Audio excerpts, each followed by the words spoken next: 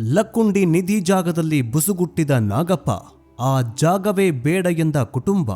ನಿಧಿ ಕಾಯುತ್ತಿದೆಯಾ ನಾಗರಹಾವು? ಆ ಜಾಗದಲ್ಲಿ ದೇವಸ್ಥಾನ ಕಟ್ಟಲು ಹೇಳಿದ್ಯಾಕೆ?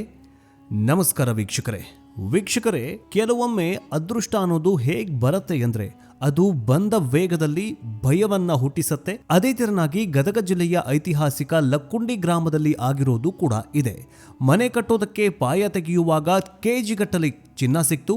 ಇಡೀ ಊರೇ ಸಂಭ್ರಮ ಪಡ್ತು. ಆ ಕುಟುಂಬವಂತೂ ರಾತ್ರೋರಾತ್ರಿ ಫೇಮಸ್ ಆಯಿತು. ಆದರೆ ವೀಕ್ಷಕರೇ, ಆ ಸಂಭ್ರಮ ಈಗ ಆತಂಕವಾಗಿ ಬದಲಾಗಿದೆ. ಆ ಚಿನ್ನದ ಹೊಳಪು ಈಗ ಭಯದ ಕತ್ತಲಾಗಿ ಆವರಿಸಿದೆ. ಯಾವ ಮನೆಯಲ್ಲಿ ನಿಧಿ ಸಿಕ್ತೋ ಆ ಮನೆಯವರು ಈಗ ನಮಗೆ ಆ ಜಾಗವೇ ಬೇಡ, ಈ ನಿಧಿ ಬೇಡ, ನಮಗೆ ಜೀವ ಮುಖ್ಯ ಅಂತ ಕೈ ಮುಗಿದು ಕೇಳ್ಕೊಳ್ತಿದ್ದಾರೆ. ಅಷ್ಟಕ್ಕೂ ಅಲ್ಲಿ ಆಗಿದ್ದಾದ್ರೂ ಏನು? ನಿಧಿ ಸಿಕ್ಕ ಮರುದಿನವೇ ಆ ಗುಂಡಿಯಿಂದ ಒಂದು ದೊಡ್ಡ ಸರ್ಪ, ಕಾಳಿಂಗ ಸರ್ಪ ಎದ್ದು ಬಂದಿದೆ. ಇದು ಸಾಮಾನ್ಯ ಹಾವಲ್ಲ, ಇದು ನಿಧಿ ಕಾಯುವ ನಾಗಪ್ಪ. ನಾವು ಇಲ್ಲೇ ಇದ್ರೆ ನಮ್ಮ ವಂಶಕ್ಕೆ ಉಳಿಗಾಲ ಇಲ್ಲ ಅಂತ ಆ ಕುಟುಂಬ ಬೆಚ್ಚಿಬಿದ್ದಿದೆ. ನಿನ್ನೆ ಮೊನ್ನೆ ತನಕ ಚಿನ್ನ ನಮಗೆ ಕೊಡಿ ಅಂತಿದ್ದವರು ಈಗ ನಮಗೆ ಬೇರೆ ಕಡೆ ಮನೆ ಕೊಡಿಸಿ ಅಂತ ಸರ್ಕಾರದ ಕಾಲಿಗೆ ಬಿದ್ದಿದ್ದಾರೆ. ಅಸಲಿಗೆ ಆ ಜಾಗದಲ್ಲಿರೋದು ದೈವಶಕ್ತಿನ ಅಥವಾ ಕಲ್ಯಾಣ ಚಾಲುಕ್ಯರ ಶಾಪನ? ಶಾಸಕರು ಮತ್ತು ಅಧಿಕಾರಿಗಳು ಏನು ಹೇಳ್ತಾರೆ? ಬನ್ನಿ ಇವತ್ತಿನ ಈ ವಿಡಿಯೋದಲ್ಲಿ ಡೀಟೇಲ್ ಆಗಿ ಈ ಸ್ಟೋರಿಯನ್ನ ನೋಡ್ತಾ ಹೋಗೋಣ. ಆದರೆ ಅದಕ್ಕಿಂತ ಮುಂಚೆ ಮೊದಲು ಚಿನ್ನ ಸಿಕ್ತು, ಚಿನ್ನವನ್ನ ವಾಪಸ್ ಕೊಟ್ಟರು, ಮತ್ತೆ ಚಿನ್ನವನ್ನ ವಾಪಸ್ ಪಡೆಯೋದಕ್ಕೆ ಆಗ್ರಹ ಮಾಡಿದ್ರು, ಕೇಳಿದ್ರು ಚಿನ್ನನ. ಈಗ ನಮಗೆ ಆ ಜಾಗವೇ ಬೇಡ, ನಮಗೆ ಬೇರೆ ಕಡೆ ಜಾಗ ಕೊಡಿ ಅಂತ ಕುಟುಂಬಸ್ಥರು ಹೇಳ್ತಾಗಿದ್ದಾರೆ. ಇದ್ರ ಬಗ್ಗೆ ನಿಮಗೇನು ಅನ್ಸತ್ತೆ? ಕಮೆಂಟ್ ಮೂಲಕ ತಿಳಿಸಿ. ಸಿಕ್ಕಿರೋ ಚಿನ್ನನ ವಾಪಸ್ ಕೊಡಬೇಕಾ? ಇವರಿಗೆ ಬಹುಮಾನ ರೂಪದಲ್ಲಿ ದುಡ್ಡು ಹಣ ಕೊಡಬೇಕಾ? ಅಥವಾ ಇವರಿಗೆ ಬೇರೆ ಕಡೆ ಮನೆ ಕಟ್ಟೋದಕ್ಕೆ ಜಾಗ ಕೊಡಬೇಕಾ? ಸರ್ಕಾರಕ್ಕೆ ನೀವೇನು ಮನವಿ ಮಾಡ್ತೀರಿ? ಕಮೆಂಟ್ ಮೂಲಕ ತಿಳಿಸಿ. ಬನ್ನಿ ವಿಡಿಯೋವನ್ನು ಶುರು ಮಾಡೋಣ. ವೀಕ್ಷಕರೇ, ಮೊದಲಿಗೆ ರಿತಿ ಕುಟುಂಬದ ಮಾನಸಿಕ ಸ್ಥಿತಿ ಏನಾಗಿದೆ ಅಂತ ಅರ್ಥ ಮಾಡ್ಕೊಳ್ಳೋಣ. ಈ ನಿಧಿ ಕುಟುಂಬ ಈಗ ತೀವ್ರ ಆತಂಕದಲ್ಲಿದ್ದಾರೆ. ಅವರು ಮಾಧ್ಯಮದವರೊಂದಿಗೆ ಹೇಳೋ ಮಾತುಗಳು ಎಂಥವರನ್ನು ಕೂಡ ನಡುಕ ಹುಟ್ಟಿಸುವಂತೆ ಮಾಡುತ್ತೆ. ಅವರು ಹೇಳ್ತಾರೆ, ಸಾರ್ ನಮಗೆ ಈ ಜಾಗ ಇರೋದಕ್ಕಾಗೋದಿಲ್ಲ, ಅಥವಾ ನಾವು ಈ ಜಾಗದಲ್ಲಿ ಇರೋದಕ್ಕಾಗ್ತಾ ಇಲ್ಲ, ಅದು ಬೆಂಕಿಯ ಜಾಗ. ಆ ಬೆಂಕಿಯನ್ನ ಸೆರಗಲ್ಲಿ ಕಟ್ಕೊಂಡು ನಾವು ಮುಂದೆ ಹೋದರೆ ನಮ್ಮ ಚರ್ಮ ಸುಟ್ಟು ಹೋಗತ್ತೆ ಅಂತ ಹೇಳ್ತಿದ್ದಾರೆ. ಯಾಕೆ ಹೀಗೆ ಹೇಳ್ತಿದ್ದಾರೆ? ಕಾರಣ ಸರ್ಪದರ್ಶನ. ಮನೆಯ ಅಡಿಪಾಯ ಅಗಿಯುವಾಗ ಬಂಗಾರ ಸಿಕ್ತು, ಅದನ್ನ ಸರ್ಕಾರಕ್ಕೆ ಕೊಟ್ರು. ಆದರೆ ಅದಾದ ಮೇಲೆ ಆ ಗುಂಡಿಯಲ್ಲಿ ಒಂದು ದೊಡ್ಡ ಹಾವು ಕಾಣಿಸ್ಕೊಂಡಿದೆ. ನಮ್ಮ ಗ್ರಾಮೀಣ ಭಾಗದಲ್ಲಿ ಒಂದು ಬಲವಾದ ನಂಬಿಕೆ ಇದೆ, ಎಲ್ಲೆಲ್ಲಿ ಪುರಾತನ ನಿಧಿ ಇರತ್ತೋ ಅಲ್ಲೆಲ್ಲ ಒಂದು ನಾಗರ ಹಾವು ಕಾವಲು ಕಾಯ್ತಾ ಇರತ್ತೆ ಅಂತ. ಅದನ್ನ ನಿಧಿ ಕಾಯುವ ನಾಗಪ್ಪ ಅಂತ ಕರೀತಾರೆ. ಯಾರಾದರೂ ಆ ನಿಧಿಯನ್ನ ಮುಟ್ಟಿದ್ರೆ ಆ ಸರ್ಪ ಸುಮ್ಮನೆ ಬಿಡೋದಿಲ್ಲ ಅನ್ನೋದು ನಂಬಿಕೆ. ಈಗ ರಿತಿ ಕುಟುಂಬಕ್ಕೂ ಇದೇ ಭಯ ಕಾಡ್ತಾ ಇದೆ. ನಮಗೆ ಇರೋದು ಒಬ್ಬನೇ ಮಗ, ಅವನ ಭವಿಷ್ಯ ನಮಗೆ ಮುಖ್ಯ. ಹಾವಿನ ರೂಪದಲ್ಲಿ ದೇವರು ಎಚ್ಚರಿಕೆ ಕೊಟ್ಟಿದ್ದಾನೆ, ಒಂದಲ್ಲ ಒಂದು ದಿನ ಅದು ಕಚ್ಚಬಹುದು. ಹಾಗಾಗಿ ಆ ಜಾಗದಲ್ಲಿ ನಾವು ವಾಸ ಮಾಡೋದಿಲ್ಲ ಅಂತ ತೀರ್ಮಾನ ಮಾಡಿದ್ದಾರೆ. ಈ ಭಯದಿಂದಲೇ ರಿತಿ ಕುಟುಂಬ ಈಗ ಸರ್ಕಾರದ ಮುಂದೆ ಒಂದು ಹೊಸ ಬೇಡಿಕೆ ಇಟ್ಟಿದೆ. ಅದೇನೆಂದರೆ, ಸ್ವಾಮಿ, ನಮಗೆ ನಿಧಿ ಸಿಕ್ಕ ಜಾಗ ಅಪಶಕುನಗದ ಜಾಗ ಆಗಿದೆ, ಅಲ್ಲಿ ಮನುಷ್ಯರು ವಾಸ ಮಾಡೋದಕ್ಕೆ ಆಗೋದಿಲ್ಲ. ಅಲ್ಲಿ ಈಗಾಗಲೇ ಲಕ್ಷ್ಮೀ ದೇವಾಲಯ ಇದೆ, ಆ ಜಾಗವನ್ನ ದೇವಸ್ಥಾನಕ್ಕೆ ಬಿಟ್ಟು ಬಿಡಿ, ಅಲ್ಲಿ ದೇವರ ಗುಡಿ ಕಟ್ಸಿ ಅಂತ ಹೇಳ್ತಾಗಿದ್ದಾರೆ. ಬದಲಾಗಿ ನಮಗೇನು ಬೇಕು? ನಮಗೆ ಬೇರೆ ಕಡೆ ಸುರಕ್ಷಿತವಾದ ಜಾಗದಲ್ಲಿ ಒಂದು ಸಣ್ಣ ಮನೆ ಕಟ್ಟಿಸ್ಕೊಡಿ. ನಮಗೆ ಬಂಗಾರ ಬೇಡ, ಬೆಳ್ಳಿ ಬೇಡ, ನಮಗೆ ನೆಮ್ಮದಿ ಬೇಕು. ಇದು ಅವರ ಕಳಕಳಿಯ ಮನವಿಯಾಗಿದೆ. ಇಲ್ಲಿ ನಾವು ಗಮನಿಸಬೇಕಾದದ್ದು ಏನಂದ್ರೆ, ಮೊನ್ನೆ ತನಕ ಅದು ನಮ್ಮ ಅಜ್ಜಿ ಒಡವೆ, ನಮಗೆ ವಾಪಸ್ ಕೊಡಿ ಅಂತಿದ್ದವರು ಈಗ ದಿಢೀರಂತ ಜಾಗನೇ ಬೇಡ ಅಂತಿದಾರಲ್ಲ. ಇದಕ್ಕೆ ಕಾರಣ ಆ ಸರ್ಪ ಸೃಷ್ಟಿಸಿದ ಭಯ. ಪ್ರಾಣ ಭೀತಿ ಮುಂದೆ ಬಂಗಾರ ಕೂಡ ಮಣ್ಣಿಗೆ ಸಮ ಅಲ್ವಾ ವೀಕ್ಷಕರೇ? ಈಗ ಸ್ವಲ್ಪ ಇತಿಹಾಸವನ್ನು ನೋಡ್ತಾ ಹೋಗೋಣ.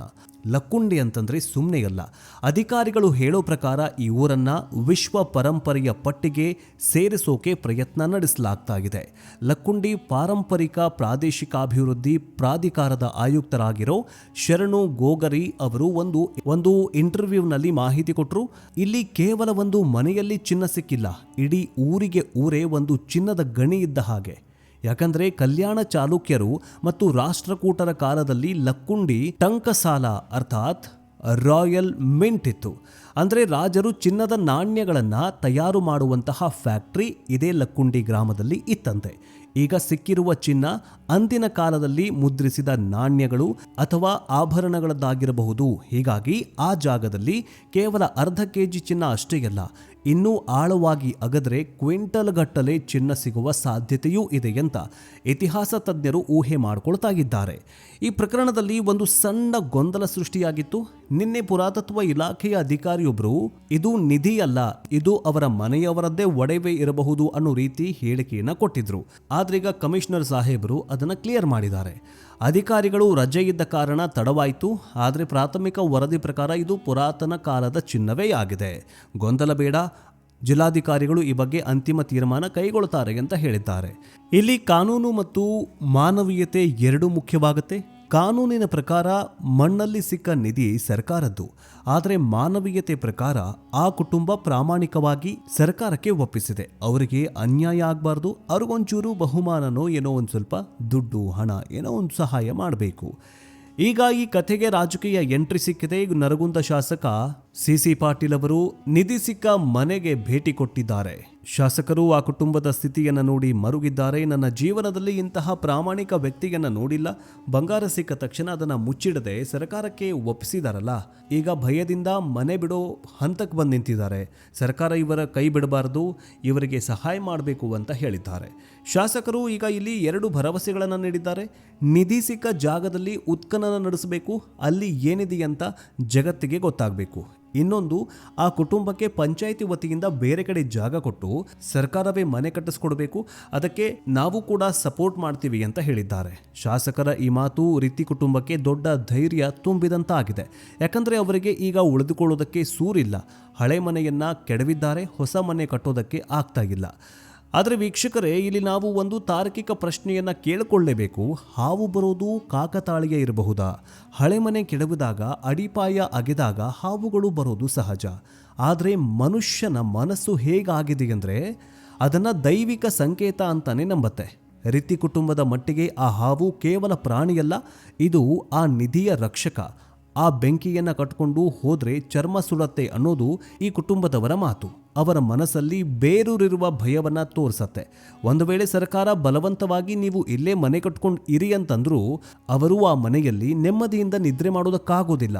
ಪ್ರತಿದಿನ ಹಾವು ಬರತ್ತೇನೋ, ಕೆಟ್ಟದ್ದು ಏನಾದರೂ ಆಗತ್ತೇನೋ, ಕಚ್ಚತ್ತೇನೋ ಅನ್ನೋ ಭಯದಲ್ಲೇ ಬದುಕು ಸಾಗಿಸ್ಬೇಕಾಗತ್ತೆ. ಹೀಗಾಗಿ ಅವರಿಗೆ ಬೇರೆ ಮನೆ ಕಟ್ಕೊಡೋದೇ ಬೆಸ್ಟ್ ಸೊಲ್ಯೂಷನ್ ಅಂತ ಅನಿಸುತ್ತೆ. ಈಗ ಚೆಂಡು ಸರ್ಕಾರದ ಅಂಗಳದಲ್ಲಿದೆ. ಡಿಸಿ ಮತ್ತು ಪುರಾತತ್ವ ಇಲಾಖೆ ಅಧಿಕಾರಿಗಳು ಈಗ ಜಾಗವನ್ನು ತಮ್ಮ ವಶಕ್ಕೆ ಪಡೆಯುವ ಸಾಧ್ಯತೆ ಇದೆ.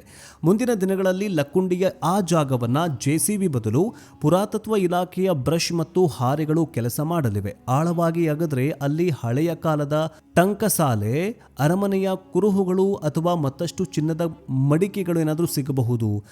ಅದು ಸಿಕ್ಕರೆ ಲಕ್ಕುಂಡಿ ಕೇವಲ ಕರ್ನಾಟಕಕ್ಕೆ ಮಾತ್ರವಲ್ಲ, ಇಡೀ ವಿಶ್ವಕ್ಕೆ ಪರಿಚಯವಾಗತ್ತೆ. ಅಂತಿಮವಾಗಿ ಹೇಳೋದಾದರೆ ರಿತಿ ಕುಟುಂಬದ ನಿರ್ಧಾರವನ್ನು ನಾವು ಗೌರವಿಸಲೇಬೇಕು. ಬಂಗಾರಕ್ಕಿಂತ ಪ್ರಾಣ ಮತ್ತು ನೆಮ್ಮದಿ ದೊಡ್ಡದು ಅಂತ ಅವರು ತೋರಿಸ್ಕೊಟ್ಟಿದ್ದಾರೆ. ಅವರು ಅಂದುಕೊಂಡ ಹಾಗೆ ಅಲ್ಲಿ ದೇವಸ್ಥಾನ ಆಗಲಿ, ಸರ್ಕಾರ ಅವರಿಗೆ ಬೇರೆ ಕಡೆ ಸೂರು ಕಲ್ಪಿಸಿಕೊಡ್ಲಿ. ಆದರೆ ಒಂದು ಪ್ರಶ್ನೆ ಹಾಗೆ ಉಳಿಯುತ್ತೆ, ಆ ನಾಗರಹಾವು ನಿಜವಾಗಲೂ ನಿಧಿ ಕಾಯುತ್ತಾ? ಆ ಜಾಗದಲ್ಲಿ ಇನ್ನೂ ಏನನ್ನಾದರೂ ರಹಸ್ಯಗಳು ಅಡಗಿದಾವ? ಅದನ್ನ ಕಾಲವೇ ಉತ್ತರಿಸಬೇಕು. ನಿಮಗೇನನ್ಸತ್ತೆ? ನಿಧಿ ಸಿಕ್ಕ ಜಾಗದಲ್ಲಿ ಹಾವು ಬಂದರೆ ಅದು ಅಪಾಯದ ಸೂಚನೆನಾ? ಸರ್ಕಾರ ಈ ಕುಟುಂಬಕ್ಕೆ ಬೇರೆ ಮನೆ ಕಟ್ಕೊಡ್ಬೇಕಾ? 1 kgಯಷ್ಟು ಚಿನ್ನವನ್ನು ಸರ್ಕಾರಕ್ಕೆ ಒಪ್ಪಿಸಿದ್ದಾರೆ. ಸರ್ಕಾರವು ಕೂಡ ಇವರಿಗೆ ದುಡ್ಡಿನ ರೂಪದಲ್ಲಿ ಏನಾದರೂ ಬಹುಮಾನ ಕೊಡಬೇಕಾ? ನಿಮಗೇನನ್ಸತ್ತೆ? ಕಮೆಂಟ್ ಮೂಲಕ ತಿಳಿಸಿ. ನೆಕ್ಸ್ಟ್ ಅಪ್ಡೇಟ್ನೊಂದಿಗೆ ಬೇಗ ವಾಪಸ್ ಬರ್ತೀವಿ. ಜೈ ಹಿಂದ್, ಜೈ ಕರ್ನಾಟಕ, ವಂದೇ ಮಾತರಂ.